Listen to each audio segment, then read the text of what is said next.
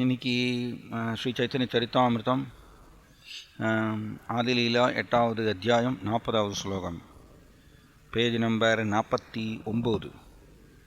மொழிபெயர்ப்பு மற்றும் பொருளுரை பாய் அபாய் சரணா ரவிந்த பக்தி விதாந்த சுவாமி ஸ்ரீல பிரபுபாத் கி ஜாய். ஜய ஜய ஸ்ரீ சைதன்ய ஜய நித்யானந்தா, ஜயாத்வைத சந்திர ஜய கௌரபக்த விருந்தா. 8வது அத்தியாயம் 40வது ஸ்லோகம், சைத்தன்ய சரித்தாமிர்தம் ஆதிலீலா. விருந்தாவன தாசபதே கோட்டி நமஸ்கார, ஐசே கிரந்தகரி தேகோ தாரிலா சம்சார. நான் பிருந்தாவனதாச தாக்கூரரின் தாமரை திருவடிகளில் கோடிக்கணக்கான நமஸ்காரங்களை அர்ப்பணிக்கின்றேன். எல்லா வீழ்ச்சியுற்ற ஆத்மாக்களையும் விடுவிப்பதற்கான அத்தகு அற்புதமான நூலை வேறு யாராலும் எழுத இயலாது.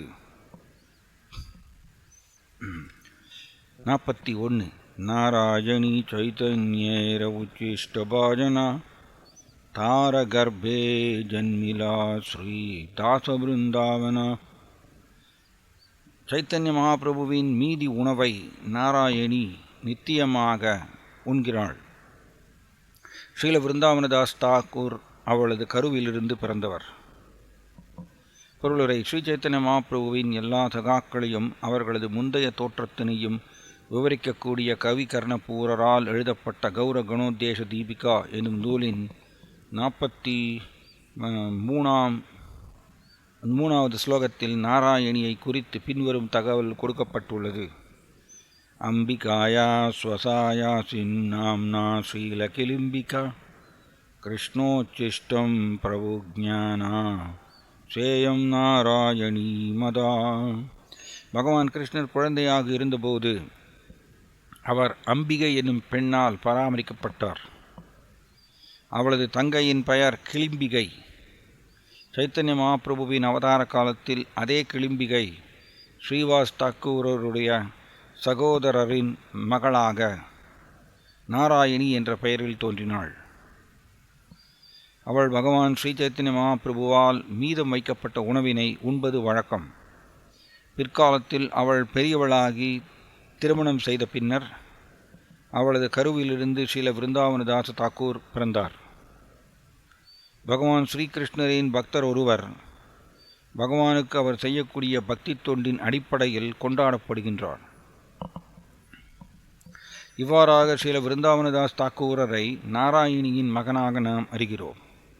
அவரது தந்தை வழி உறவு குறித்த தகவல்களை அறிவதற்கான அவசியம் ஏதுமில்லை என்பதால் அது குறித்து எந்த தகவலும் இல்லை என்று பக்தி சித்தாந்த சரஸ்வதி தாக்கூர் இது தொடர்பாக குறிப்பிடுகிறார். ஸோ இது இம்பார்ட்டண்ட்டு. இங்கே பகவான் ஸ்ரீகிருஷ்ணரின் பக்தர் ஒருவர் பகவானுக்கு அவர் செய்யக்கூடிய பக்தி தொண்டின் அடிப்படையில் கொண்டாடப்படுகின்றார். ஸோ இது இம்பார்ட்டன்ட் பாயிண்ட்.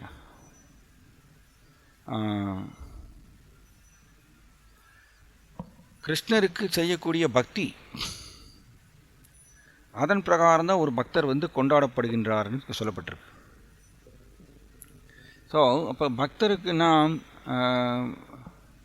மரியாதை அப்படிங்கிறது பக்தருக்கு நாம் மரியாதைங்கிறது எதன் அடிப்படையின் பேரில் மரியாதை கொடுக்கின்றோம் அப்படின்னு பார்த்தீங்கன்னா, அவர் எந்த அளவுக்கு கிருஷ்ணர் மேலே பக்தி வளர்த்துட்டுருக்கார் அதை பொறுத்து தான் அந்த பக்தருக்கு மரியாதை. இதை ஸ்ரீல ராமானந்தராய் ஸ்ரீ சைத்தன்ய மகாபிரபுட்ட உரையாடல் செய்யும் பொழுது சைத்தன்ய மகாபிரபு ராமானந்தராய்கிட்ட கேட்குறார், ஓ ராமானந்தராய், எது உலகிலேயே மிகவும் பெரிய புகழ் அப்படின்னு கேட்குறார். மிகப்பெரிய புகழ் எது அப்படின்னு கேட்குறார். அதுக்கு ராமானந்தராய் சொல்கிறாரு, பகவான் கிருஷ்ணருடைய சிறந்த பக்தர்னு சொல்லி ஒருத்தர் மற்ற பக்தர்களால் போற்றப்பட்டால் அதுதான் சிறந்த புகழ் அப்படின்னு சொல்கிறார். ஸோ அதுக்கோசரம் ஒரு பக்தர் பர்சனலாக அதை எதிர்பார்க்கறது கிடையாது. மற்றவர்களை என்னை போற்ற வேண்டும்னு அவர் எதிர்பார்க்கறது இல்லை. பட் அதுதான் சிறந்த புகழ்னு சொல்கிறார் ராமானந்த ராய். அப்போது ஒன் திங் நம்ம புரிஞ்சுக்கணும். அப்போ பக்தருக்கு நாம் எதன் அடிப்படையின் பேரில் பக்தருக்கு மரியாதை நாம் வழங்குகின்றோம் அப்படின்னா இதன் அடிப்படையின் பேரில் தான். இப்போ வெரி சிம்பிள். இப்போ ஆன்மீக குருவுக்கு ஒரு சிஷ்யர் ஏன் மதிப்பு, மரியாதை, அன்பு ஏன் செலுத்துகின்றார் அப்படின்னு கேட்டிங்கன்னா, அந்த ஆன்மீக குரு கிருஷ்ணர் மேலே அவருக்கு இருக்கக்கூடிய அபரிமிதமான பக்தி அதன் அடிப்படையின் பேரில் தான். இப்போ அதனால தான் நம்ம ஒரு ஆன்மீக குருவை எப்பொழுது நிராகரிக்கலாம்னு சொல்லிட்டு ஒரு கேள்வியே வருது. நம்ம டிசைபிள் கோர்ஸில் நம்ம இதை படிக்கிறோம். எப்பொழுது ஒரு ஆன்மீக குருவை நிராகரிக்கலாம் அப்படின்னா, அவர் கிருஷ்ணரை நிராகரிக்கும் பொழுது, தன்னுடைய ஆன்மீக குருவை நிராகரிக்கும் பொழுது, சாஸ்திரத்தை நிராகரிக்கும் பொழுது அவரை அந்த ஆன்மீக குருவை நிராகரிக்கலாம் அப்படிங்கிறது நம்ம படிக்கிறோம். இப்போ ஆன்மீக குருவுக்கு நாம் எதன் அடிப்படையின் பேரில் அன்பு, மரியாதை, பக்தியிலும் செலுத்துகிறோன்னா அவர் கிருஷ்ணர் மேலே ஆழ்ந்த பக்தி வச்சிருக்கிறதுனால தான். ஸோ இது இம்பார்ட்டன்ட் பாயிண்ட். கிருஷ்ணரை நாம் எலிமினேட் பண்ண முடியாது, நீக்க முடியாது. கிருஷ்ணரை நாம் நீக்க முடியாது. ஸோ இது அதாவது இப்போ எப்படி நாம் சொல்கிறோம், பிரம்மா, சிவபெருமான் போன்ற தேவர்களை கிருஷ்ணர்கிட்டருந்து தனித்து செயல்படக்கூடிய ஒரு கடவுளாக நம்ம கருதினால் அது குற்றம் அப்படின்னு சொல்லிட்டு நம்ம படிக்கிறோம். To consider the names of demigods like Lord Shiva or Lord Brahma to be equal to or independent of the name of Lord Vishnu. So கிருஷ்ணர்கிட்டருந்து தனித்து செயல்படக்கூடியவர் அப்படின்னு பிரம்மா, சிவபெருமானை நம்ம கருதினால் அது ஒரு குற்றம் சொல்லிட்டு நம்ம படிக்கிறோம் பத்ம புராணத்தில். இப்போ அதே மாதிரி தான் நம்ம பிரம்மா, சிவபெருமானே கிருஷ்ணர்கிட்டருந்து தனித்து செயல்படக்கூடியவர் அல்ல அப்படின்னு நம்ம ஏற்றுக்கொள்கின்றோம். அப்போ கட்டாயம் ஆன்மீக குருவும் அதே மாதிரி தான். ஸோ ஆன்மீக குருவுக்கு அன்பு, மரியாதை எதனாலன்னா, மதிப்பு, மரியாதை, அன்பு எல்லாமே எதனால தான், அவர் கிருஷ்ணர் மேலே அளவு கடந்து பக்தி வச்சிருக்கிறதுனால தான். அதனால தான் அவருக்கு அன்பு, மரியாதை, மதிப்பு. அப்போ இந்த சென்ட்ரல் பிரின்சிபிள், மைய கொள்கை என்னென்னா கிருஷ்ணர் தான். மைய கொள்கை கிருஷ்ணர் தான். ஸோ சம்டைம்ஸ் நாம் கிருஷ்ணரை மினிமைஸ் பண்ணிட்டு, குறைச்சிட்டு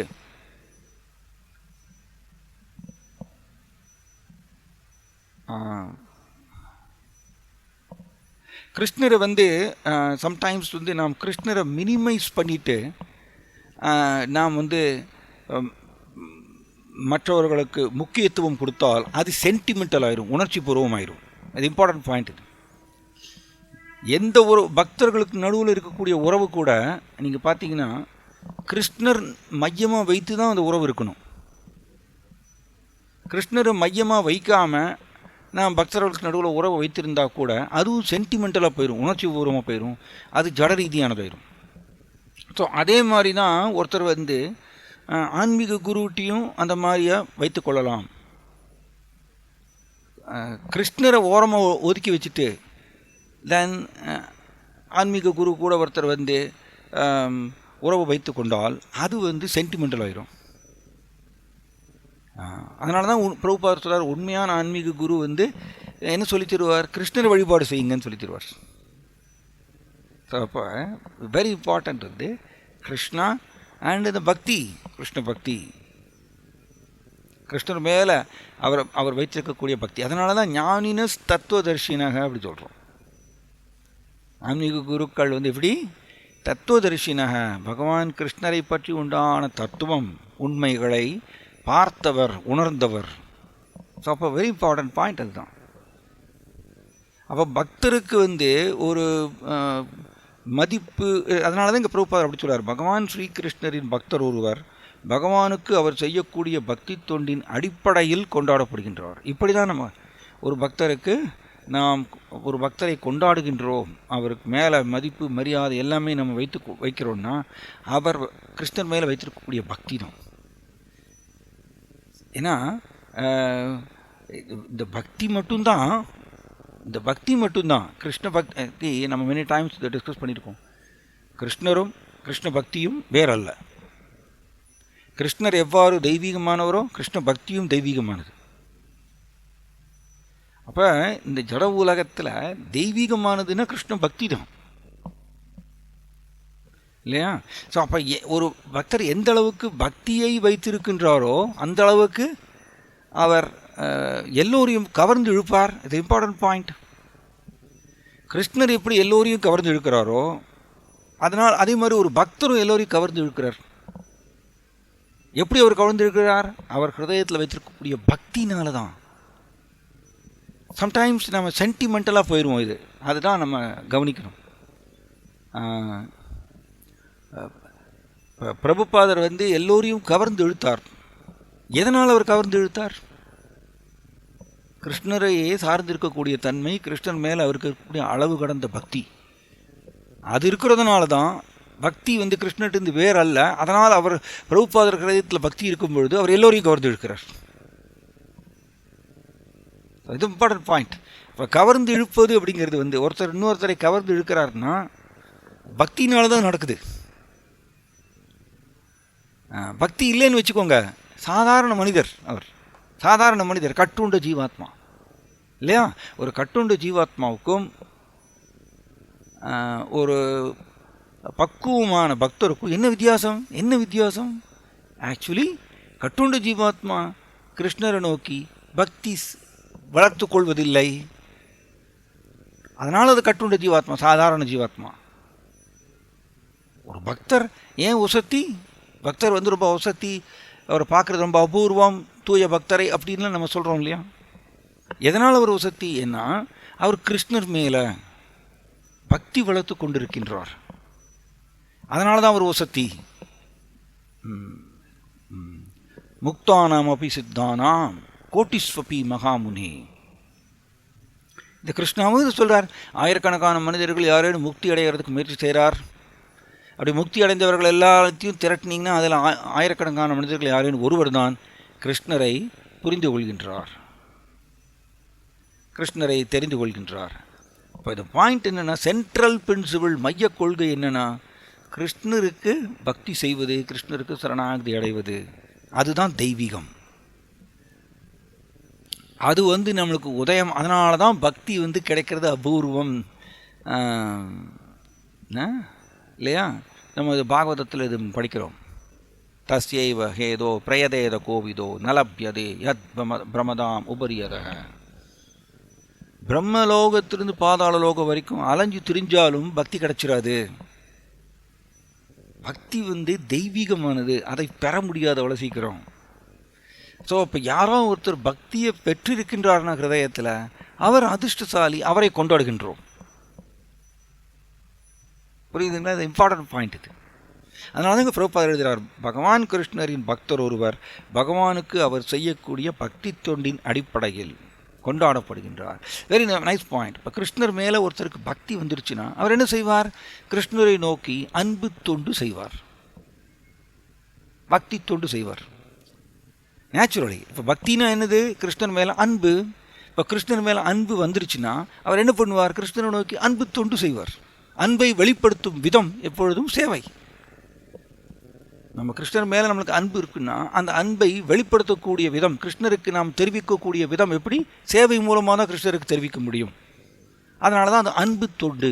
இப்படி தான் ஆக்சுவலி பக்தி தொண்டு இப்படி தான் அமையணும். கிருஷ்ணர் மேலே நம்ம அன்பு வளர்த்து கொள்ளணும். அந்த அன்பினுடைய வெளிப்பாடு நேச்சுரலாக கிருஷ்ணரை நோக்கி நாம் அன்பு தொண்டு செய்கின்றோம். அதுதான் கரெக்ட், சரியான பாதை. ஆனால் பிரபுபாதர் வந்து நம்மளுக்கு வந்து நமக்கு அன்பு, கிருஷ்ணர் மேலே அன்பு வளர்வதற்கு இப்போ எப்படின்னா, பக்தி எப்படின்னா, இந்த பக்தி வந்து சாதனா அண்ட் சாத்தியா ரெண்டுமே பக்தி தான். சாதனானா ஆரம்ப கால பயிற்சி, சாத்தியானா கோல், ரெண்டுமே பக்தினால் கிடைக்குமாமா. அது ஒரு இம்பார்ட்டன்ட் பாயிண்ட். இது பாருங்கள், வெரி நைஸ் பாயிண்ட். நாம் கிருஷ்ணர் மேலே அன்பு வளர்த்து கொண்டதுக்கப்புறம்தான் கிருஷ்ணரை நோக்கி அன்பு தொண்டு செய்ய முடியும். சரி, இப்போ அந்த அன்பு வளர்த்து கொள்வதற்கு வழி என்ன? எகெயின் பக்தி தான்.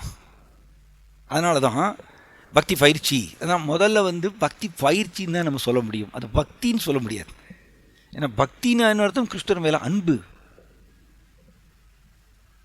That is a point. Actually நாம் இப்போ பக்தியை பெற்று விட்டோம்னு சொல்ல முடியாது. ஏன்னா பக்தியை பெற்றாச்சுன்னா நாம் கிருஷ்ணர் மேலே அன்பு வந்துடும். கிருஷ்ணர் மேலே அன்பு உதயமாயாச்சுன்னா ஹிருதயத்தில் களங்கம் இருக்காது, ஜடக்கலங்கம் இருக்காது, உடல் கண்ணோட்டம் இருக்காது, எல்லாம் போயிடும். அதனால் நம்ம செய்யக்கூடியது இப்போ என்னென்னா பக்தி பயிற்சி செய்கின்றோம். இந்த பக்தி பயிற்சியை நாம் இடைவிடாமல் செய்ய செய்ய செய்ய செய்ய பக்தி உதயமாகின்றது. அதனால தான் பக்தி காஸ்ட்லி, கிடைக்காது அவ்வளோ சீக்கிரம். நாம் பக்தி பயிற்சியை செய்கிறதுனால நமக்கு பக்தி கிடைச்சிருச்சுன்னு சொல்ல முடியாது. அதனால் பிரபுபாதர் பக்தி தொண்டு போடுற அப்படின்னு எழுதுகிறாருன்னா அது நம்ம அதை அடைஞ்சிட்டோன்னு நினைக்கக்கூடாது. ஏன்னா பக்தி தொண்டுன்னா என்ன அர்த்தம்? நாம் செய்யக்கூடியது ஏன்னா எங்கே பக்திங்கிற வார்த்தையை பயன்படுத்தினாலும் அன்புங்கிறது நம்ம சொல்லலாம். இப்போ அன்பு தொண்டு நம்ம செய்கிறது அன்பு தொண்டுன்னு சொல்ல முடியாது. ஸோ நாம் அந்த பயிற்சியை செய்கின்றோம்.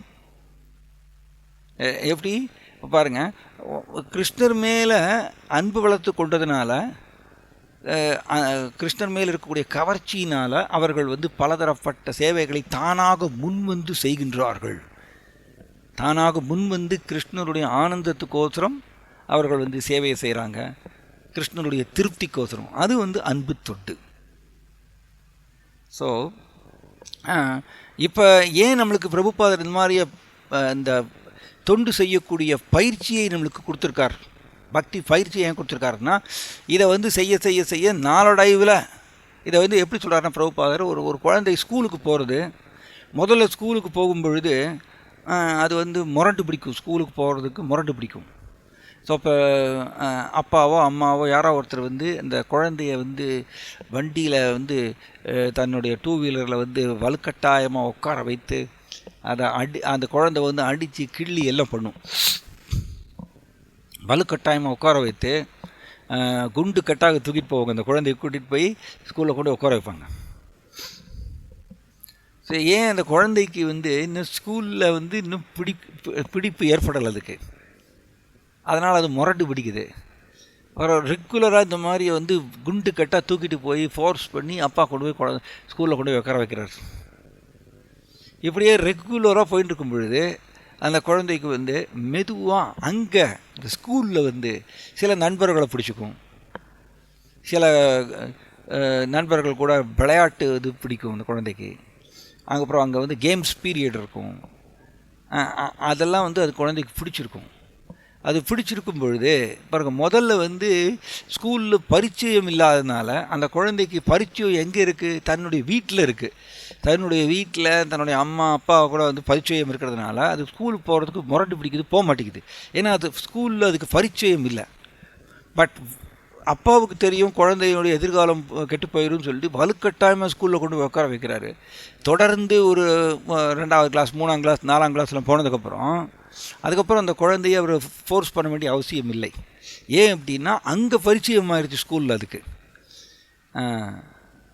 ஸ்கூலில் நண்பர்களை உருவாக்கிக்கும், நண்பர்கள் கூட விளையாடுறது அதுக்கு ரொம்ப பிடிக்கும்.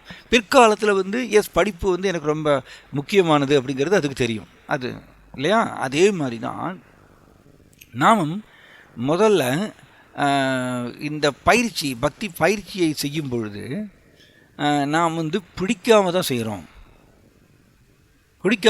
ஆக்சுவலி ஏன்னா நம்மளுக்கு இன்னும் எப்படி அந்த ஸ்கூலில் எப்படி அந்த குழந்தைக்கு இன்னும் அந்த நண்பர்கள் கூட ஒரு ஒரு சிநேகம் உருவாகிறது.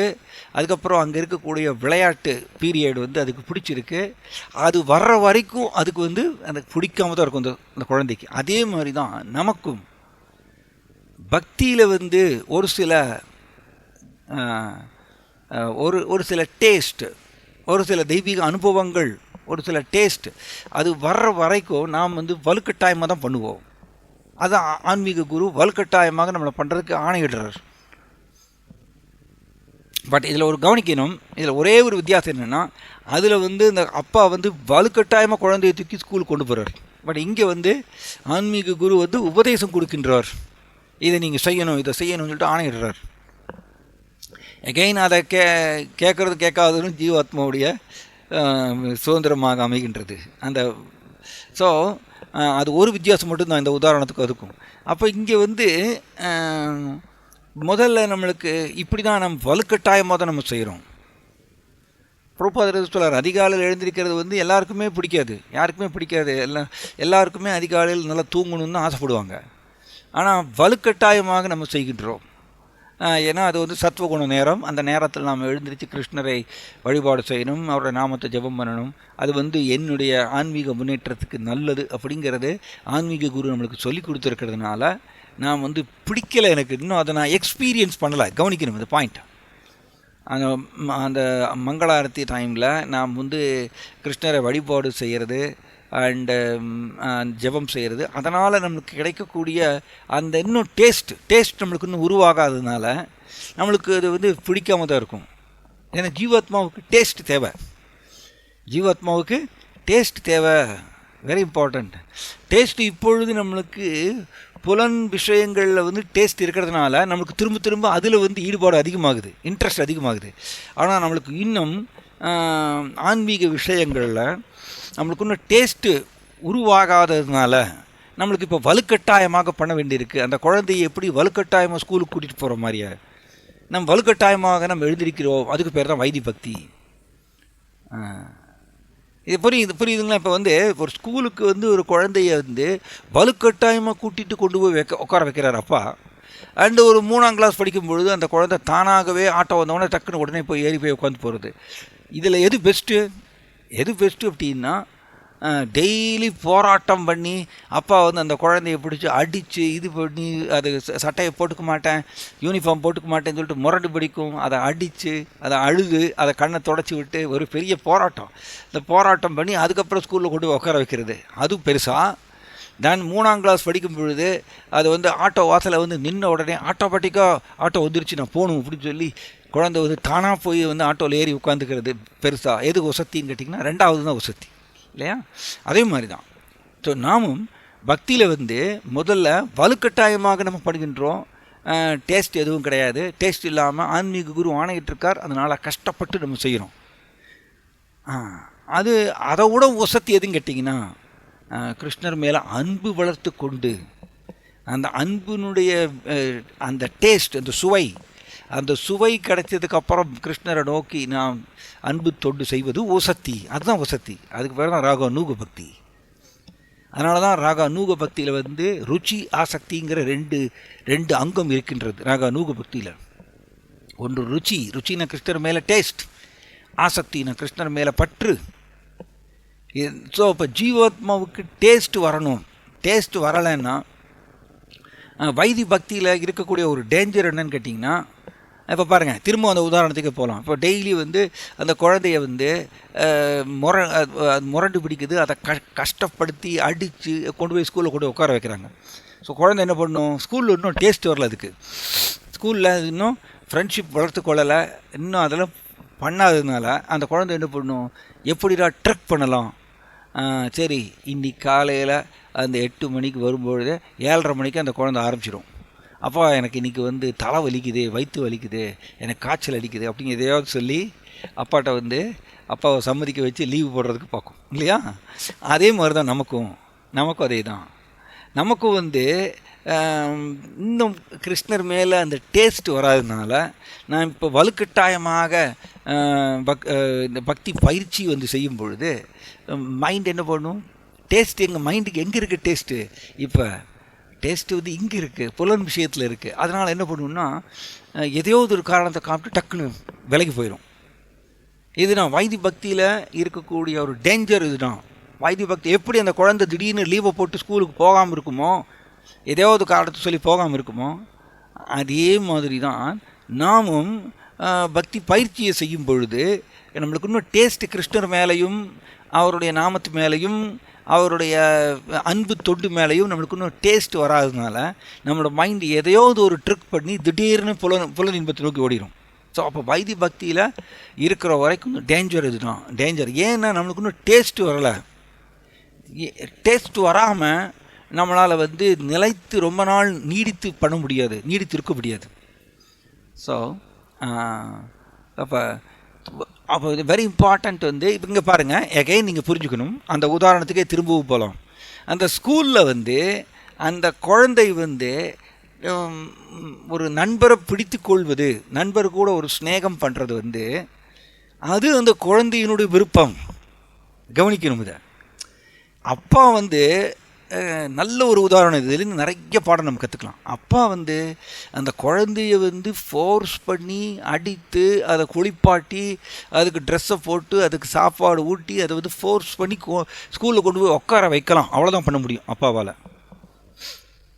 ஆனால் குழந்தை சில பேர்லாம் சொல்லுவாங்க, பையனுக்கு படிப்பு வரலைங்க அதனால் நிறுத்திட்டேங்க அப்படின்னு சொல்லுவாங்க. சில பேர் சொல்லுவாங்க, நான் 10வது வரைக்கும் படிக்க வச்சுருக்கேங்க, அந்த பையனுக்கு படிப்பு வர மாட்டேதுங்க, எத்தனையோ முயற்சி பண்ணேன், படிப்பு வரலைங்க, போருன்னு நிறுத்திட்டேன், அவன் எங்களுடைய பிஸ்னஸை சேர்ந்துட்டான் அப்படின்னு சொல்லுவாங்க சில அப்பா வந்து. ஏன் அப்படின்னா இது நான் பாயிண்ட்டு.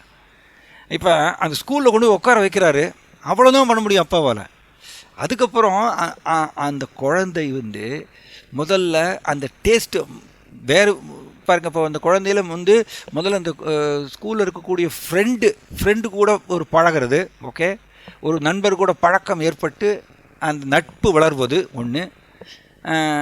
இல்லைன்னா அங்கே இருக்கக்கூடிய கேம்ஸ் பீரியடில் கவர்ந்து எழுக்கப்படுவது, ஓகே, 2. தென் அதுக்கு எல்லாத்துக்கும் மேலே இங்கே சொல்லிக் கொடுக்கக்கூடிய பாடம் வந்து என்னுடைய வருங்காலத்துக்கு ரொம்ப முக்கியமானதுங்கிறத புரிந்து கொண்டு அந்த பாடத்தை வந்து சிரத்தையோடு கற்றுக்கொள்வது, இது வந்து உயர்ந்தது இல்லையா? ஸோ இப்போ ஏதோ ஒரு இதில் வந்து அந்த டேஸ்ட் வரணும். அது வந்து அந்த குழந்தையை வளர்த்து கொள்வது தான் இம்பார்ட்டன்ட் பாயிண்ட். அந்த குழந்தையை வளர்த்து கொள்ளணும் அது. ஸோ எப்படி அந்த குழந்தைக்கு வளர்கிறது, இது நல்ல ஒரு சயின்ஸ். இதே மாதிரி தான் பக்தியும் இதே மாதிரி தான் நமக்கும். அந்த குழந்தைய வந்து நீ வந்து படிப்பில் வந்து டேஸ்ட்டை வளர்த்து கொள்ளணும், ஸ்கூலுக்கு போகிறதுல வந்து டேஸ்ட் வளர்த்து கொள்ளணும்னு சொல்லிட்டு ஃபோர்ஸ் பண்ண முடியாது. கொண்டு போய் உட்கார வைக்கலாம் அப்பா வந்து வலுக்கட்டாயமாக. பட் அந்த குழந்தை வந்து சில குழந்தைகள் வந்து எத்தனை ஒரு 5-6 வயசு 6ஆம் கிளாஸ் வரைக்கும் போனாலும் கூட அது வந்து டேஸ்ட்டே வளர்த்துக்கொள்ளாது. சில குழந்தைகள் அப்படியே இருக்கும், டேஸ்ட்டே வளர்த்துக்கொள்ளாமல் டப்புன்னு 8ஆம் கிளாஸோடு நிறுத்திடும். அந்த மாதிரி நடக்கிறது இல்லையா?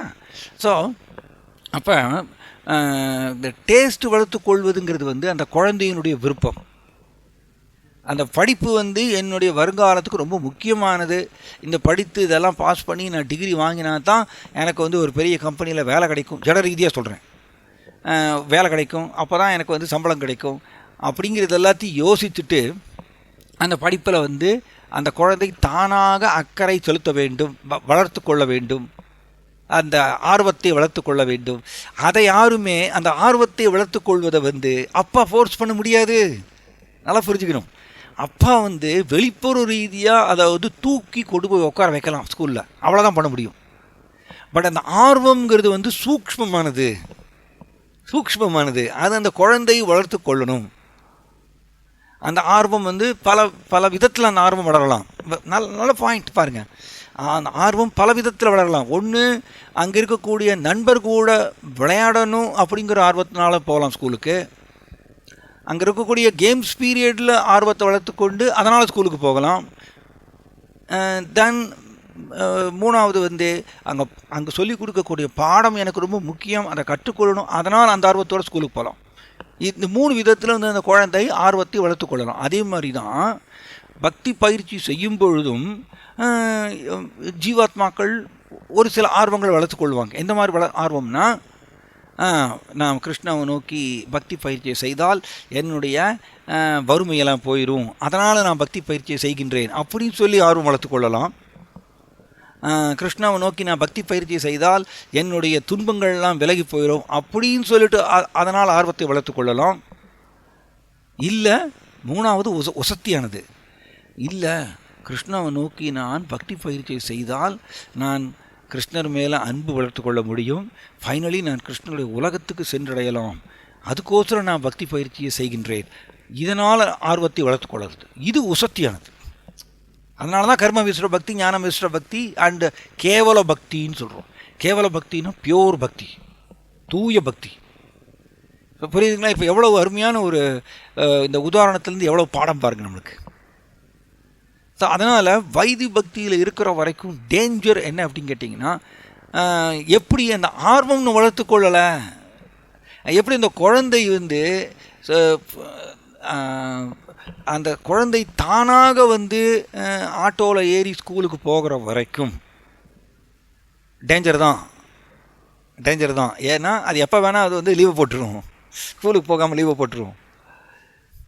அது தானாக வந்து ஆட்டோ வந்தோடனே ஏறி ஸ்கூலுக்கு போய் எந்த ஃபோர்ஸ் இல்லாமல் போகும்பொழுது தான் அந்த குழந்தைக்கு அது நல்லது இல்லையா?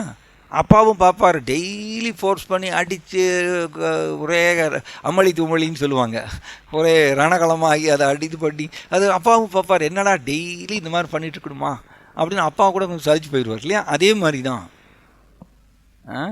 நாம் வந்து இந்த ஆர்வத்தை வளர்த்து கொள்ளாத வரைக்கும், ஆர்வம் எப்போ வருது பாருங்கள், எகைன் திரும்ப அந்த உதாரணத்துக்கே போங்க.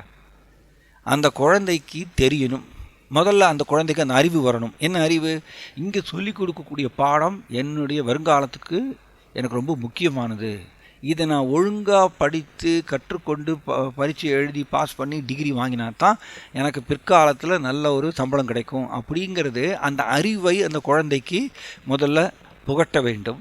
அந்த புகட்டும் பொழுது அது வந்து ஓகே ஓகே ஓகே அப்படியா, அதனால தான் நான் வந்து படிக்க வேண்டியிருக்கான் அப்படிங்கிறது தெரிந்து கொண்டு தானாக அந்த ஆர்வத்தை அது வளர்த்து கொள்கின்றது. ஸோ இது இப்படி தான் பாயிண்ட். அதே மாதிரி தான் நமக்கும் ஆன்மீக குரு என்ன பண்ணுறாருன்னா, இந்த ஆன்மீக அறிவை புகட்டுகின்றார், போதிக்கின்றார். ஆன்மீக அறிவை உபதேசம் செய்து கிருஷ்ணரை நோக்கி நாம் பக்தியை வளர்த்து கொள்ளும் பொழுது இந்த துக்ககரமான உலகத்திலிருந்து விடுபடலாம், கோலோக பிருந்தாவனத்துக்கு போகலாம் அப்படிங்கிற இந்த அறிவை போதிக்கின்றார் ஆன்மீக குரு. எக்ஸாக்டாக ஸ்கூலில் வந்து எப்படி டீச்சர் வந்து குழந்தைக்கு சொல்லிக் கொடுக்குறாரோ, குழந்தைகளே இதை நல்லா கற்றுக்கோங்க, இந்த பாடத்தை ரொம்ப முக்கியமானது, இல்லைன்னா பிற்காலத்தில் உங்களுக்கு ரொம்ப கஷ்டம் அப்படின்னு இந்த சொல்லி கொடுத்தும்போது எகெயின் இங்கே பாருங்கள், அதில் கவனிக்கணும். இங்கே ஒருத்தர் வந்து அப்பா வந்து குண்டு கட்டாக தூக்கி கொண்டு போய் உட்கார வைக்கிறார், அதனால் அந்த குழந்தைக்கு ஆர்வம் வந்துடுமா? வராது. நல்ல பாயிண்ட் இது. அதனால் அந்த குழந்தைக்கு ஆர்வம் வந்துடுமா? வராது. ரைட். இப்போ ஸ்கூலில் வந்து டீச்சர் வந்து சொல்லித்தராங்க அந்த குழந்தைகளே இது நல்லா கற்றுக்கோங்க, இந்த பாடத்தெல்லாம் ரொம்ப முக்கியம், விளையாடாதீங்க, உங்களுக்கு விளையாட்டுத்தனம் இருக்குது எனக்கு தெரியறது, அந்த கேம்ஸ் பீரியடில் விளையாடுங்க, ஆனால் நான் சொல்லிக் கொடுக்கக்கூடிய பாடத்தை நீங்கள் நல்லா கற்றுக்கணும், அது வந்து உங்களுக்கு பரீட்சை எழுதி நல்ல மார்க் வாங்கணும், பிற்காலத்தில் உங்களுக்கு அப்போ தான் ஒரு பெரிய கம்பெனியில் வேலை கிடைக்கும், சம்பளம் கிடைக்கும், அதனால் இதை கற்றுக்கோங்க அப்படின்னு ஒரு அந்த டீச்சர் வந்து சொல்லிக் கொடுக்குறார். சரி, எகைன் அந்த டீச்சர் சொல்லிக் கொடுக்க தான் முடியும், அந்த டீச்சர் ரிப்பீட்டடாக வந்து சொல்லிக் கொடுக்க தான் முடியும். ஆனால் அதை வந்து ஆர்வம் வளர்த்து கொள்வது எகெயின் அந்த ஸ்டூடெண்ட்டுடைய விருப்பம் தான், அந்த குழந்தையோட விருப்பம் தான். இது இம்பார்ட்டண்ட். இங்கே பாருங்கள், டீச்சர் வந்து சொல்லி தந்துகிட்டே இருக்கலாம், திரும்ப திரும்ப திரும்ப டீச்சர் சொல்லிக் கொடுக்கலாம், குழந்தைகளே நல்லா கற்றுக்கோங்க, நான் உங்களுடைய நலனுக்கோசரம் தான் நான் அதை சொல்லித்தரேன். நீங்கள் பாருங்கள், சம்டைம்ஸ் டீச்சர் வந்து விழுந்து விழுந்து அக்கறையோடு சொல்லிக் கொடுப்பாங்க. இருந்தாலும் பல நேரங்களில் பார்த்தீங்கன்னா ஸ்கூலில் இருக்கக்கூடிய அந்த ஸ்டூடெண்ட்ஸ் வந்து டீச்சரை வந்து கேலி பண்ணுவாங்க, கிண்டல் பண்ணுவாங்க, விளையாட்டுத்தனமாக இருப்பாங்க, என்னென்னலாமல் பண்ணுவாங்க. நீங்கள் ஸ்கூலில் எல்லாம் பார்க்கலாம், ஸ்கூலில் காலேஜில் எல்லாம் பார்க்கலாம். அதில் வந்து அந்த சொல்லிக் கொடுக்கக்கூடிய பாடம் முக்கியங்கிறது அவங்களுக்கு தெரியாது, அவங்க விளையாடிட்டுருப்பாங்க. அந்த ஒரே இப்போ பாய்ஸ் கேர்ள்ஸ் இருக்கக்கூடிய ஒரு ஸ்கூலாக இருந்தாலோ இல்லை காலேஜாக இருந்தாலோ அவங்க என்ன பண்ணுவாங்க, அந்த கேர்ள் மேலே ரொம்ப கவர்ச்சியாக இருப்பாங்க, இல்லைன்னா அந்த கேர்ள் பாய் மேலே வந்து கவர்ச்சியாக இருப்பாங்க. ஆனால் இங்கே வந்து டீச்சர் வந்து கரடியாக வந்து சொல்லி கொடுத்துட்ருப்பார், கரடியாக கத்தி சொல்லுவார் இல்லையா, இது உங்களுக்கு ரொம்ப முக்கியம் சொல்லிட்டு. அப்போ பாயிண்ட் என்னென்னா, எகெயின் அந்த ஆர்வம், இந்த பாடம் எனக்கு முக்கியமானது, இதை நான் சீரியஸாக வந்து கற்றுக்கொள்ள வேண்டுங்கிற அந்த ஆர்வத்தை வளர்த்து கொள்வது அந்த ஸ்டூடெண்ட்டுடைய விருப்பம், அந்த குழந்தையுடைய விருப்பம். அதே மாதிரி தான் இங்கேயும் நமக்கு வந்து ஆன்மீக குரு வந்து ஆணையிடுகின்றார், இது பண்ணுங்கள், இதை பண்ணுங்கள், ரொம்ப முக்கியம், அதிகாலையில் எழுந்திரிங்க, அது பண்ணுங்கள், விரதம் இருங்க ஏகாதசிக்கு, அப்படிங்கிறது எல்லாமே ஆன்மீக குரு ஆணையிடலாம். இது வந்து ரொம்ப முக்கியங்க. உங்களுக்கு கிருஷ்ணர் மேலே அன்பு வளர்த்து கொள்ளணும், கோலோக பிருந்தாவனத்துக்கு திரும்பி செல்லணும். கோலோக பிருந்தாவனம் துக்கங்களே அற்ற ஒரு உலகம், இங்கே முழுக்க துக்கங்கள் நிரம்பியது, இங்கே இருக்க வேண்டாம் அப்படிங்கிறது, இது எல்லா அறிவையும் ஆன்மீக குரு போதிக்கலாம், எக்ஸாக்டாக ஸ்கூலில் இருக்கக்கூடிய டீச்சர் மாதிரியே. ஆனால் எகெயின் அந்த ஆர்வத்தை வளர்த்து கொள்வது ஜீவாத்மாவுடைய சுதந்திரம். ஸோ இது இம்பார்ட்டன்ட் பாயிண்ட். இப்போ பாருங்கள், ஓகே, இப்போ வந்து அப்பா வந்து ஃபோர்ஸ் பண்ணி அந்த குழந்தைய ஸ்கூலில் கொண்டு போய் உட்கார வச்சுட்டார், குண்டு கட்டாக உட்கார வச்சுட்டு அப்புறம் வந்துடுவார். அப்பா பாத்தில் வந்துடுவார். அப்பாவுக்கு வேலை இருக்குது, பல வேலைகள் இருக்குது. அப்போ அந்த குழந்தை வந்து போய் உட்காந்துக்கலாம், ஸ்கூலில் போய் உட்காந்துக்கலாம். எகெயின் அப்பா எதுக்கோசரம் ஸ்கூலில் போய் உட்கார வைக்கிறாரு, பாடத்தை கற்றுக்கணுங்கிறதுக்கோசரம் உட்கார வைக்கிறாரு. எகைன் அந்த குழந்தை வந்து அந்த ஸ்கூலில் உட்காந்துட்டு அப்படியே தூங்கிடலாம், டெஸ்கில் உட்காந்துட்டு தூங்கிடலாம். இல்லைன்னா அது வாட்டில் சொல்லிக் கொடுக்கும்போது அது வேறு ஏதோ நினச்சிட்டே இருக்கலாம். டீச்சர் சொல்லிக் கொடுக்கும்பொழுது அந்த குழந்தை வேறு ஏதோ நினச்சிட்டே இருக்கலாம், எப்போ வீட்டுக்கு போகலாம் அப்படின்னு நினச்சிட்டு இருக்கலாம். இல்லைன்னா அதில் அங்கே இருக்கக்கூடிய கேம்ஸ் பீரியட் எப்போ வரும்னு நினச்சிட்டு இருக்கலாம். அந்த பாடத்தை கற்றுக்காமல் இருக்கலாம். ஸோ எகெயின் அது ஸ்டூடெண்ட்டுடைய விருப்பம், அந்த குழந்தையோடைய விருப்பம். ஸோ அதனால தான் அந்த பாயிண்ட் என்னென்னா, வைத்திய பக்தியில் வைத்திய பக்தி வந்து இதுதான் வைத்திய பக்தி. நம்மளுக்கு அப்பா வந்து குண்டு கட்டாக வந்து ஸ்கூலில் கொண்டு உட்கார வைக்கிறார், அண்ட் டீச்சரை வந்து சொல்லிக் கொடுக்குறார், இதை கற்றுக்கோங்க, இதை கற்றுக்கோங்கன்னு. அதே மாதிரி தான் நமக்கு வந்து ஆன்மீக குரு வந்து ஆணையிடுகின்றார், இதை பண்ணுங்கள், அதிகாலை எழுதிரிங்க, 16 மாலைகள் ஜபம் பண்ணுங்கள், 4 விதிமுறைகள் கடைபிடிங்க, ஏகாதசி விரதம் இருங்க, கிருஷ்ணரை வழிபாடு செய்யுங்க அப்படிங்கிறது. இது எல்லாமே ஆன்மீக குரு போதிக்கின்றார். ரைட், இதுதான் வைத்திய பக்தின்னு சொல்கிறது. ஆனால் பர்சனலாக அந்த ஜீவாத்மா அந்த ஆர்வத்தை வளர்த்து கொண்டு, நான் கோலோக பிருந்தாவனத்துக்கு போய் ஆகணும், இந்த ஜட உலகம் போரும், ஜட உலகத்தில் இருக்கக்கூடிய துக்கங்கள் எனக்கு போரும், நான் கோலோக பிருந்தாவனம் திரும்பி போகணும், கிருஷ்ணர் மேலே நான் பிரேமையை வளர்த்து கொள்ளணும், அதனால் நான் வந்து பக்தி செய்கின்றேன், பக்தி பயிற்சியை செய்கின்றேன் அப்படின்னு அந்த ஜீவாத்மா தானாக அந்த ஆர்வத்தை வளர்த்து கொண்டால் மட்டுமே அவர் வந்து இந்த டேஞ்சர்லேருந்து தப்பிக்கிறார். ஸோ அதுதான் ராக நூக பக்தி. ஸோ இப்போ அந்த ராக நூக பக்திக்கு உயர வேண்டும்ங்கிறது தான் ஆன்மீக குருவுடைய விருப்பம். ஆன்மீக குருவுடைய விருப்பம் வந்து வைத்திய பக்தியிலேயே உட்காந்துட்டே இருக்குங்கிறது ஆன்மீக குருவுடைய விருப்பம் இல்லை. ஆன்மீக குருவுடைய விருப்பம் தன்னுடைய சிஷ்யர் ராக நூக பக்திக்கு போகணுங்கிறது ஆன்மீக குருவுடைய விருப்பம். ரைட், எந்த ஆன்மீக குருவும் தன்னுடைய சிஷ்யர் வைத்தியிலேயே இருந்தால் போகிறோன்னு சொல்ல மாட்டார். சீக்கிரம் ஒரு ராக நூகாவுக்கு உயரணும், அவர் வந்து பிரேமைக்கு உயரணும் அப்படிங்கிறது தான் ஆன்மீக குருவினுடைய விருப்பம். So this is important point. அதனால் ஸோ வைத்திய பக்தியில் அப்படியே நிலைத்திருந்தோன்னா அது டேஞ்சர் தான். ஏன்னா எப்போ வேணால் நம்மளுக்கு கவர்ச்சி எங்கே இருக்குது அப்படின்னு கேட்டிங்கன்னா, இன்ட்ரெஸ்ட் எங்கே இருக்குதுன்னு கேட்டிங்கன்னா, புலன் விஷயத்தில் தான் இருக்குது, புலன் இன்பத்தில் தான் இருக்குது. அப்போ என்ன ஆகும், என்றைக்கோ ஒரு நாள் திடீர்னு நம்மளோட மைண்ட் வந்து ட்ரெக் பண்ணி நம்மளை புலன் இன்பத்தை நோக்கி இழுத்துட்டு கொண்டு போயிடும். ஸோ அதனால் இது ஜீவாத்மாவுடைய சுதந்திரம், அதை அந்த ஆர்வத்தை வளர்த்து கொள்ளணும். ஸோ இந்த ஜீவாத்மா இங்கே தான் மாயா என்ன பண்ணுறதுன்னா, மாயா என்ன பண்ணுறாங்க பாருங்கள். ஆன்மீக குரு போதிக்கிறார் இது எல்லாத்தையும், ரைட். இந்த ஜீவாத்மா அதை சீரியஸாக எடுத்துக்கலாம்னு வச்சுக்கோங்க. சீரியஸாக எடுத்துக்கலாம். இன்னமும் புலன் சுகத்தில் அவருக்கு வந்து இன்ட்ரெஸ்ட் இருந்துட்டு அப்பப்போ புலன் சுகத்தை நோக்கி போயிடுறார் அப்படின்னா, தென் மாயா என்ன பண்ணுறாங்கன்னா, ஓகே ரைட், சரி, உனக்கு நான் தண்டனை கொடுக்குறேன், தண்டனை கொடுத்தா தான் நீ ஆர்வத்தை வளர்த்துக்கொள்வாய், உனக்கு ஒரு பாடம் வரும்பொழுது நீ ஆர்வத்தை வளர்த்துக்கொள்வாய் அப்படின்னு சொல்லி தென் மாயா வந்து தண்டனை கொடுக்கின்றது, பனிஷ்மெண்ட், துன்பமாக. அப்போ அந்த ஜீவாத்மாவுக்கு ஒரு பாடம் கிடைக்குது, அப்போ தானாக ஆர்வத்தை வளர்த்துக்கொள்ளும்.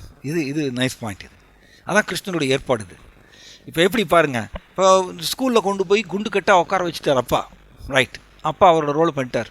இங்கே டீச்சர் வந்து கரடியாக கத்தி எல்லா பாடங்களையும் வந்து சின்சியராக போதிக்கிறாங்க.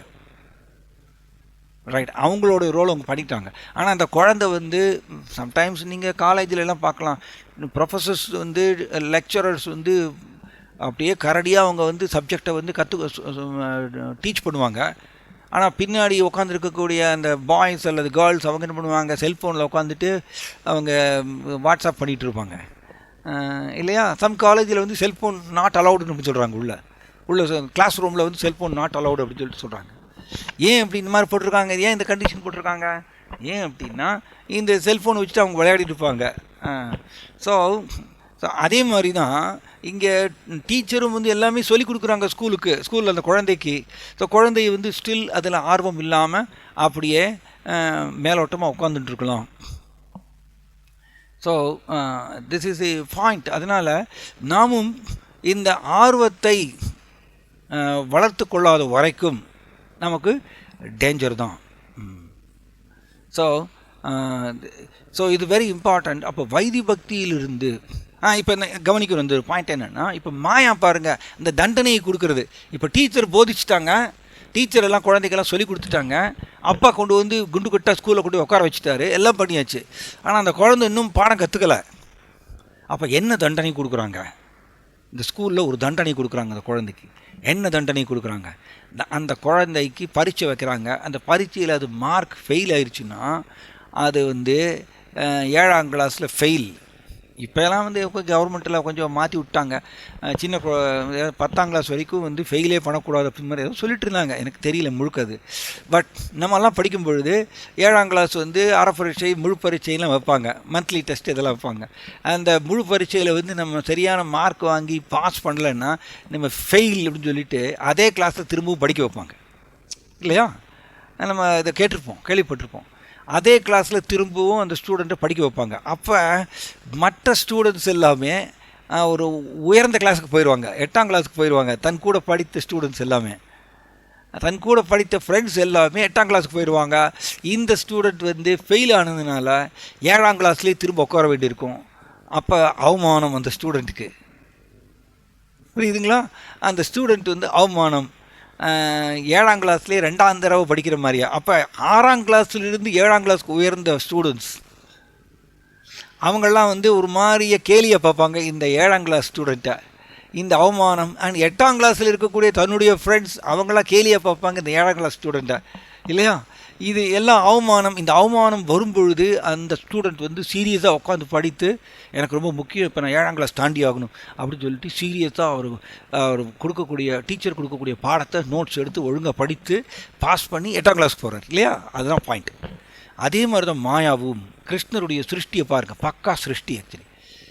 ஸோ நமக்கு கிருஷ்ணர் உபதேசம் கொடுக்குறார் பகவத்கீதை மூலமாக, ஆன்மீக குரு உபதேசம் கொடுக்குறார், இதை பண்ணு அப்படின்னு சொல்லிட்டு ஆன்மீக குரு தத்துவ ரீதியாகவும் உபதேசம் கொடுக்குறார் அண்ட் பயிற்சி ரீதியாகவும் உபதேசம் கொடுக்குறார். ரெண்டுமே ஆன்மீக குரு நம்மளுக்கு கொடுக்குறார். ஆனால் நம்ம இத்தனையும் கேட்டுன்னு கூட நம்ம வந்து அதில் ஆர்வத்தை வளர்த்து கொள்ளாமல், இந்த பக்தி பயிற்சியில் வந்து ஆர்வத்தை வளர்த்து கொள்ளாமல் நாம் வந்து மேலோட்டமாக இருந்தோன்னா, எந்திர ரீதியாக இருந்தோன்னா, கிருஷ்ணர் என்ன பண்ணுறார், மாயா மூலமாக தண்டனை கொடுக்குறார் அந்த குழந்தைக்கு ஃபெயில் பண்ணுற மாதிரியே.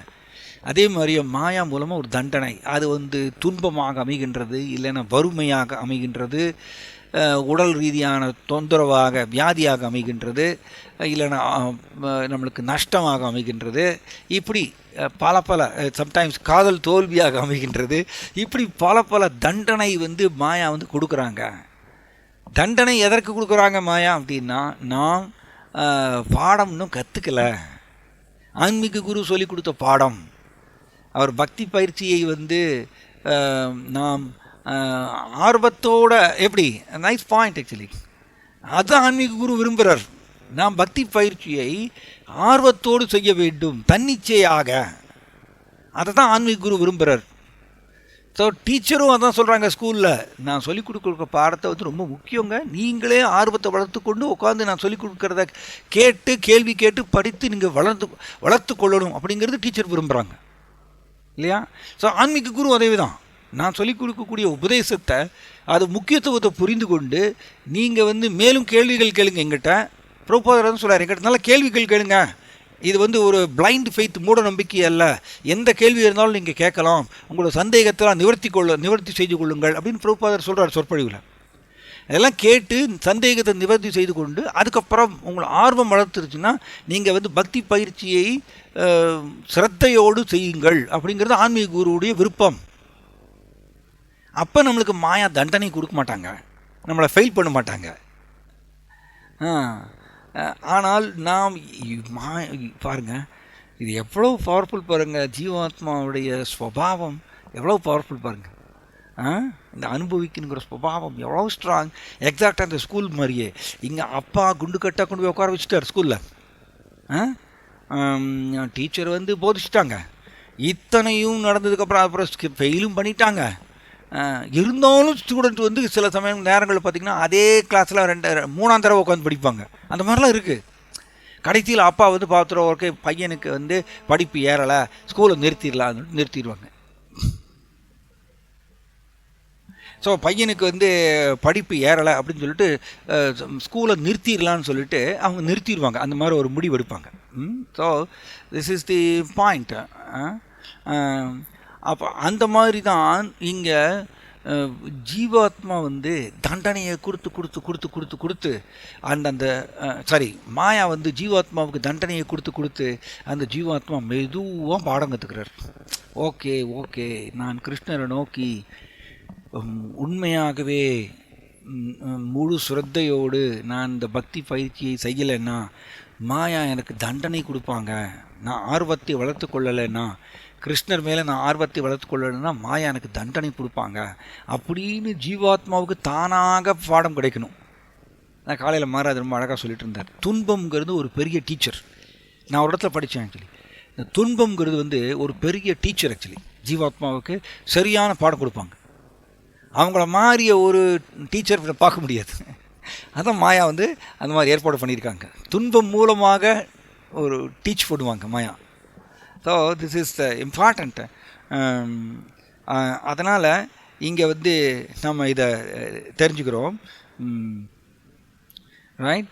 ஸோ அதனால தான் இங்கே சொல்கிறார், பகவான் ஸ்ரீகிருஷ்ணனின் பக்தர் ஒருவர் பகவானுக்கு அவர் செய்யக்கூடிய பக்தி தொண்டின் அடிப்படையில் கொண்டாடப்படுகின்றார். எதனால் ஒரு பக்தரை கொண்டாடுகின்றோன்னா, இப்போ பாருங்கள், எகைன் இந்த ஸ்கூல் உதாரணத்துக்கே போங்க. ஒரு ஸ்கூலில் அந்த ஸ்டூடெண்ட் வந்து அங்கே சொல்லிக் கொடுக்கக்கூடிய பாடம் எனக்கு முக்கியங்கிறது வந்து தெரிந்து கொண்டு அதற்கு முக்கியத்துவம் கொடுத்து தானாக ஸ்கூலுக்கு போய் அங்கே சொல்லிக் கொடுக்கக்கூடிய பாடத்தை ரொம்ப சீரியஸாக கேட்டு நோட்ஸ் எடுத்துக்கொண்டு டீச்சர்கிட்ட கேள்வி கேட்டு அந்த பாடத்தை விருத்தி செய்து கொண்டு வளர்த்து கொண்டு பரீட்சையில் வந்து நல்லா படித்து பரீட்சையில் எழுதி நல்ல மார்க் வாங்கி ஃபைனலி அந்த ஸ்டூடெண்ட்டு வந்து வெற்றிகரமாக ஃபஸ்ட் ரேங்க் வாங்கி வெளியில் வராருன்னு வச்சுக்கோங்க. ஸ்கூல் படிப்பை முடித்து அவர் வந்து ஸ்கூல் ஃபஸ்ட்டு ஆகி வெளியில் வராருன்னா எல்லோரும் அவரை கொண்டாடுறாங்க இல்லையா? எல்லோரும் அவரை கொண்டாடுறாங்க. அவருடைய வீட்லேயும் கொண்டாடுவாங்க, அவருடைய ஸ்கூல்லையும் அவரை கொண்டாடுவாங்க, பத்திரிகையில் வந்து நியூஸ் பேப்பரில் அவரை கொண்டாடுவாங்க, எல்லாத்துலேயும் அவரை கொண்டாடுறாங்க. ஏன்? அவர் இந்த ஆர்வத்தை வளர்த்து கொண்டு அதை பயிற்சி செய்து வெற்றியும் அடைந்ததுனால கொண்டாடப்படுகின்றார். அதே தான் இங்கேயும். இதுவும் ஒரு ஸ்கூல் தான். பிரபுபாதர் சொல்வார், பக்தி யோகாவும் ஒரு ஸ்கூல் அப்படி சொல்வார். ஒரு ஸ்கூல் தான் இதுவும். ஸோ இங்கேயும் நமக்கு வந்து இங்கே எப்போ கொண்டாடப்படுகின்றார் ஒரு பக்தர் அப்படின்னா, இப்போ ஆன்மீக குரு கொடுத்த உபதேசத்தை இந்த பக்தர் வந்து இது ரொம்ப முக்கியம், எனக்கு ஆன்மீக குரு கொடுக்கக்கூடிய உபதேசம் எனக்கு ரொம்ப முக்கியம் அப்படிங்கிறது அதனுடைய முக்கியத்துவத்தை புரிந்து கொண்டு சீரியஸாக அதை காது கொடுத்து கேட்டு அந்த உபதேசத்தை அவர் பயிற்சி செய்து தீவிர பக்தி பயிற்சி செய்து தன் புலன் இன்பங்களிலிருந்து விலகி நின்று இந்த எல்லா பயிற்சியும் செய்து ஃபைனலி அவர் பகவான் கிருஷ்ணர் மேலே. ஸோ இதையெல்லாம் எப்போ செய்ய முடியும்? ஒரு பக்தர் ஆர்வத்தினால தான் செய்ய முடியும். தன்கிட்ட அந்த ஆர்வம் இருக்கணும், அப்போ தான். ஸோ இந்த ஆர்வத்தினால தானாக தன்னிச்சையான பக்தினா அதான் அர்த்தம். ராக நூக பக்தினா அதான் அர்த்தம். தன்னிச்சையான பக்தி, பகவான் கிருஷ்ணவை நோக்கி தன்னிச்சையான ஒரு கவர்ச்சி வளர்த்து கொள்வது.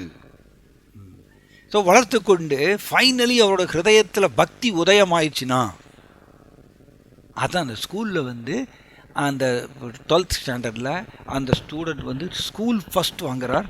அண்ட் 1200க்கு வந்து 1185 வாங்குறார். அப்படின்னு ஒரு உதாரணத்துக்கு சொல்கிறேன். 1185 வாங்குறார். அப்போ அவர் எல்லோரும் அவரை கொண்டாடுவாங்க. வீட்டில் பேரண்ட்ஸ் அவரை கொண்டாடுவாங்க, பெற்றோர்கள் ஸ்கூலில் அவரை கொண்டாடுவாங்க, எல்லா இடத்துலையும் கொண்டாடுவாங்க. அவரை ஃப்ளக்ஸில் போடுவாங்க, நியூஸ் பேப்பரில் கொண்டாடுவாங்க, எல்லா இடத்துலையும்.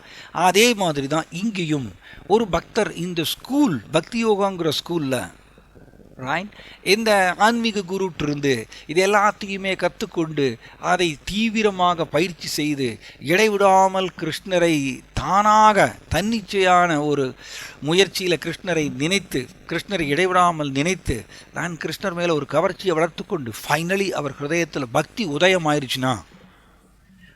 உதயமாயிருச்சுன்னா அவரை கொண்டாடுகின்றோம். அதனால தான் பக்தி வந்து ஸ்கூலில் வந்து ஒரு ஸ்டூடெண்ட் வந்து ஸ்கூல் ஃபஸ்ட்டு வாங்கிடலாம். ஏன்னா அதில் புலன் இன்பம் பிரதானமாக இருக்கின்றது. ஏன்னா ஒரு கிளாஸில் ஒரு தடவை ஃபெயில் ஆனாலே அவங்களுக்கு வந்து அந்த சீரியஸ்னஸ் வந்துடும். ஓகே, ரொம்ப டேஞ்சர், நான் இப்படியே ஃபெயில் ஆகிட்டே இருந்தேன்னா அப்புறம் வந்து எனக்கு வந்து பின்னாடி எந்த வேலையும் கிடைக்காது, அப்புறம் எனக்கு யாருமே கல்யாணம் பண்ணிக்க மாட்டாங்க அப்படிங்கிறத நினச்சி தன்னுடைய புலன் இன்பம் பிரதானமாக இருக்கிறதுனால தானாக அந்த ஸ்டூடெண்ட் வந்து படிக்க ஆரம்பிச்சிடுவார். படித்து அவர் ஸ்கூல் ஃபஸ்ட்டு கூட வந்துடுவார். அது ஒரு பெரிய விஷயம் கிடையாது. ஆனால் பக்தி மட்டும் அப்படி இல்லை. பக்தி வந்து இது வந்து புலனின்பத்தோடு நம்ம எல்லாமே கோடிக்கணக்கான ஜென்மமாக புலனின்பத்தை விரும்புறதுனால எகெயின் ஸ்கூலில் ஃபஸ்ட்டு வர்றது ஒரு விதமான புலனின்பம் தான். ஸ்கூலில் வந்து ஃபஸ்ட்டு வர்றது, ஸ்டேட் ஃபஸ்ட்டு வர்றது, இது எதுவும் ஒரு விதமான புலனின்பம் தான். ஆக்சுவலி புலனின்பத்துடைய உந்துதல்னால தான் இது வந்து படிக்கிறாங்க, எல்லாம் பண்ணுறாங்க. அதனால் இது ஒரு பெரிய விஷயம் கிடையாது. ஆனால் பக்தி வந்து அப்படி கிடையாது. பக்தி வந்து புலனின்பத்திலிருந்து முற்றிலும் வேறுபட்ட ஒரு தெய்வீகமான விஷயம். அதனால தான் அது அவ்வளோ சீக்கிரம் கிடைக்காதுன்னு நம்ம ஸ்ரீமத் பாகவதத்தில் படிக்கிறோம். ஸோ ஒரு பக்தர் அந்த பக்தியை பெற்றுவிட்டார் என்றால் அவரை கொண்டாடுகின்றோம். ஏன்னா அவர் கிடைத்திருக்க அரிய நலபியதே யத் பிரமதாம் உபரியதக, பிரம்மலோகத்திலிருந்து பாதாள லோகம் வரைக்கும் அலைஞ்சி திரிஞ்சாலும் கிருஷ்ணர் மேலே பக்திங்கிறது கிடைக்காது. ஒரு ஜீவாத்மாவுக்கு அன்புங்கிறது கிடைக்காது. ஸோ கிடைத்திருக்க அரிய அந்த ஒரு பொக்கிஷத்தை ஒரு ஜீவாத்மா பெற்றுவிட்டார் என்றால் அந்த ஜீவாத்மாவை, அந்த பக்தரை நாம் கொண்டாடுகின்றோம், போற்றுகின்றோம். ஏன்னா ஒரு கிடைத்திருக்க அரிய ஒரு பொக்கிஷத்தை பெற்றுட்டார். ஆனால் ஸ்கூல் ஃபஸ்ட்டுங்கிறது அப்படி கிடையாது. கிடைத்திருக்க அரிய ஒரு பொக்கிஷம்னு சொல்ல முடியாது. அது கொஞ்சம் தன்னுடைய புலனின்பத்தை நினச்சி பார்த்து உட்காந்து நைட் இரவு பகலாக உட்காந்து படிச்சிடலாம். அது ஒரு பெரிய விஷயம் கிடையாது. இப்போ வந்து நான் இப்போ ஸ்டேட் ஃபஸ்ட் வாங்கணும், எல்லோரும் என்னை கொண்டாடுவாங்க, நான் ஸ்டேட் ஃபஸ்ட் வாங்கினா எல்லோரும் என்னை கொண்டாடுவாங்க, எல்லோரும் என்னை புகழ்வாங்க, எனக்கு பேட்டி காணுவாங்க அப்படின்னு நினச்சி ஒருத்தர் இரவும் பகலும் உட்காந்து படித்து மனப்பாடம் பண்ணி நிறைய முயற்சி பண்ணி அவர் ஸ்கூல் ஃபஸ்ட்டு வந்துடலாம், ஸ்டேட் ஃபஸ்ட்டு வந்துடலாம். அது ஒரு பெரிய விஷயம் கிடையாது. ஆனால் பக்தி வந்து அப்படி கிடையாது. ஏன்னா புலனின்பத்திலிருந்து வேறுபட்ட விஷயம் பக்தி, தெய்வீகமானது. ஜீவாத்மாவுக்கு புலனின்பம் தானே பிரதானமாக இருக்கின்றது இப்போ கட்டுண்ட நிலையில். அதனால் இந்த பக்தியை மட்டும் ஜீவாத்மா அந்த ஆர்வத்தை வளர்த்து கொள்ளவே கொள்ளாதாம் அவ்வளோ சீக்கிரம். அந்த ஆர்வத்தை வளர்த்து கொள்ளாதாம். ஸோ இது அதனால தான் ஒரு பக்தர் அவருக்கு பக்தி கிடைச்சிருச்சுன்னா அவர் கொண்டாடுகின்றோம். அதனால தான் ஆன்மீக குருவை நம்ம கொண்டாடுகின்றோம். ஏன்னா ஆன்மீக குரு கிருஷ்ணர் மேலே பக்தியை வளர்த்து கொண்ட ஒரு பர்சனாலிட்டி. அதனால் அவரை கொண்டாடுகின்றோம். அவருக்கு மரியாதை, மதிப்பு, அன்பு. இப்போ பிரகலாத் மகாராஜா நம்ம ஏன் கொண்டாடுறோம்? அவர் பகவான் நரசிம்மதேவர் மேலே பக்தி, அன்பு வளர்த்து கொண்டதுனால, கிடைத்திருக்க அரிய ஒரு பொக்கிஷத்தை பெற்றதுனால அவரை கொண்டாடுகின்றோம். Very simple. ஏன்னா ஒரு ஆயிரக்கணக்கான மனிதர்களில் யாரேனும் ஒருவர் முக்தி அடைய முயற்சி செய்கின்றார். அண்டு முக்தி அடைந்தவர்கள் எல்லாத்தையும் திரட்டினீங்கன்னா ஆயிரக்கணக்கான மனிதர்கள் யாரேனும் ஒருவர் தான் கிருஷ்ணரை தெரிந்து கொள்கின்றார் அப்படின்னு கிருஷ்ணா பகவத்கீதையில் சொல்கிறாரு. அப்போ ஒருத்தர் கிருஷ்ணர் மேலே பக்தியை வளர்த்து கொண்டுட்டார்னா, அன்பு வளர்த்து கொண்டுட்டார்னா அவர் கோடிக்கணக்கில் யாரோ ஒரு நபர். அதனால் நிச்சயம் அவர் ஃபேமஸ் தான், நிச்சயம் ஒரு புகழ் வாய்ந்தவர் தான். அவரை கொண்டாடணும் எல்லோரும், இல்லையா? அப்போ உண்மையிலேயே இந்த ஜட உலகத்தில் யாரை கொண்டாட வேண்டும் அப்படின்னு கேட்டிங்கன்னா, யார் கிருஷ்ணர் மேலே பக்தியை வளர்த்து கொண்டிருக்கின்றாரோ அவரை தான் கொண்டாடணும் ஆக்சுவலி. ஏன்னா கிடைத்திற்கரிய ஒரு பொக்கிஷத்தை அவர் பெற்றுவிட்டார். கிடைத்திருக்கிற ஒரு பொக்கிஷம் ஆகிய பக்தியை அவர் பெற்றிருக்கின்றார்னா அதுக்கு முன்னாடி அவர் ஆர்வத்தை வளர்த்து கொண்டிருக்கின்றார். அந்த ஆர்வம் பிரகாரம் பயிற்சி செய்திருக்கின்றார். அந்த பயிற்சியில் கிருஷ்ணா திருப்தி அடைந்து அவருக்கு பக்தியை வழங்கியிருக்கிறார். அதனால தான் அந்த பக்தரை கொண்டாடுகின்றோம். நம்ம நாரத முனிவரை கொண்டாடுறோம், பிரகலாத் மகாராஜாவை கொண்டாடுறோம், சுகதேவ கோஸ்வாமியை கொண்டாடுறோம் இல்லையா? ஏன் இந்த மாதிரி நம்ம கொண்டாடுறோம்? பரீட்சித் மகாராஜாவை கொண்டாடுறோம். ஏன் அப்படின்னா இதுதான் காரணம். இவர்கள் கிருஷ்ணர் மேலே அந்த கிடைத்திருக்கிற ஒரு பொக்கிஷத்தை பெற்றதுனால இவரை நம்ம கொண்டாடுகின்றோம். ஸோ இந்த ஒரு வாக்கியத்தில் எவ்வளோ கருத்துக்கள் இருக்கு பாருங்க. So this is important. இங்கே ஒரு சின்ன ஒரு கதை சொல்லப்பட்டிருக்கு. என்னென்னா, இந்த நாராயணி யார்? கிருஷ்ணர் வந்து குழந்தையாக இருக்கும் பொழுது விருந்தாவனத்தில் அவங்கள பராமரிக்கக்கூடிய ஒரு பெண் வந்து அம்பிகைன்னு சொல்கிறோம். அந்த அம்பிகையுடைய தங்கை வந்து கிளிம்பிகை. இந்த கிளிம்பிகை தான் ஆக்சுவலி சைத்தன்ய மகாபிரபு காலத்தில் ஸ்ரீவாஸ் தாக்கூரருடைய சகோதரருடைய மகளாக அவங்க வந்து பிறந்திருக்காங்க, நாராயணின்னு சொல்லிட்டு. இந்த நாராயணி வந்து என்ன பண்ணுவாங்களாமா, சின்ன குழந்தையாக இருக்கும் பொழுது, 4 வயது குழந்தையாக இருக்கும் பொழுது நாராயணி வந்து ஆக்சுவலி சைத்தன்ய மகாபிரபுடைய மகாபிரசாதத்தை சாப்பிட்டு சின்ன குழந்தையாக இருக்கும் பொழுது மகாபிரசாதத்தை சாப்பிட்டு விளையாட்டுத்தனமாக சைத்தன்ய மகாபிரபுடைய மகாபிரசாதத்தை சாப்பிட்டதுனால பிற்காலத்தில் நாராயணியுடைய வயிற்றில் வந்து அற்புதமான ஒரு குழந்தை தோன்றுகின்றார். யார் அவர்? ஸ்ரீல விருந்தாவனதாஸ் தாக்கூர். இந்த ஸ்ரீல விருந்தாவனதாஸ் தாக்கூர் தான் சைத்தன்ய பாகவதத்தை வந்து அற்புதமாக சைத்தன்ய மகாபிரபுடைய லீலைகளை வர்ணிக்கக்கூடிய ஒரு சாஸ்திரத்தை அவர் எழுதியிருக்கின்றார். ஸோ அப்போ இதாவது ஒரு பாயிண்ட் என்னென்னா, பக்தர்களுடைய சகவாசம், தூய பக்தர்களுடைய சகவாசம். எகைன் பக்தர்கள் வந்து பல நிலைகளில் இருக்காங்க. அதாவது ரஜஸ் கலந்த பக்தி செய்யலாம், பகவான் கபிலதேவர் சொல்கிறார். ரஜஸ் கலந்த பக்தி செய்யலாம், தமஸ் கலந்த பக்தி செய்யலாம், அண்ட் ரஜஸ் தமசு கலக்காத சுத்த சத்துவத்திலையும் பக்தி செய்யலாம். ஸோ பக்தர்கள் பல நிலைகள் இருக்காங்க. ஸோ நாம் அந்த மாதிரி ஒரு தூய பக்தர் கூட சேரும் பொழுது அவர்கிட்டருந்து நம்மளுக்கு அந்த உற்சாகம் வருது. Nice point.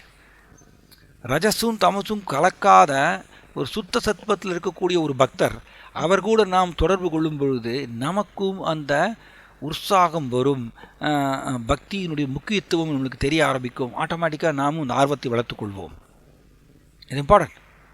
பட் எகைன் ரஜசும் தமசும் கலக்காத ஒரு சுத்த சத்துவத்தில் இருக்கக்கூடிய ஒரு பக்தரை பார்ப்பது ரொம்ப அபூர்வம். அதனால தான் பக்தி வந்து கிடைக்காததுன்னு சொல்கிறது. அதனால தான் பக்தி கிடைக்காதது.